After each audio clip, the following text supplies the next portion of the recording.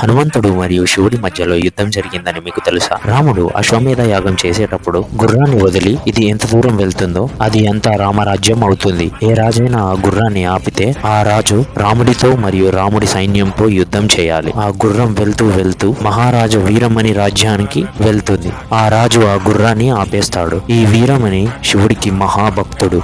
ఆపదలో ఉన్నప్పుడు నన్ను తలుచుకుంటే నేను వచ్చి నీకు సహాయం చేస్తా అని శివుడు మాట ఇస్తాడు. ఇలా ఒక రాజు ఈ గుర్రాన్ని ఆపాడని తెలిసి హనుమంతుణ్ణి ఆ రాజ్యం వైపు దండెత్త పంపిస్తాడు. అప్పుడు వీరమణి శివుడిని పిలవగా అప్పుడు వీరభద్రుడు యుద్ధానికి దిగుతాడు. రాముడి తరపున హనుమంతుడు, వీరమణి తరపున వీరభద్రుడు, వీరిద్దరి మధ్యలో భీకర యుద్ధం జరుగుతుంది. హనుమంతుడు ఒక పెద్ద బండరాయి తీసుకొని వీరభద్రుడి వాహనాన్ని మరియు రథాన్ని విరగొట్టేస్తాడు. హనుమంతుడు అన్ని శక్తులు ప్రయోగించి భీకర యుద్ధం చేస్తూ ఉంటాడు. అప్పుడు వీరభద్రుడు కోపంతో తన త్రిశూలాన్ని విసురుతాడు. కానీ హనుమంతుడు ఆ త్రిశూలాన్ని కూడా ముక్కలు ముక్కలుగా విసిరేస్తాడు. హనుమంతుడు జై శ్రీరామ్ అని నినాదం చేసుకుంటూ భీకరంగా యుద్ధం చేస్తుంటే 3 లోకాలు దద్దరిల్లిపోతాయి.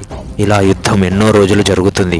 హనుమంతుడికి రాముడిపై ఉన్న భక్తి మరియు ప్రేమ యుద్ధంలో శివుడికి అర్థమవుతుంది.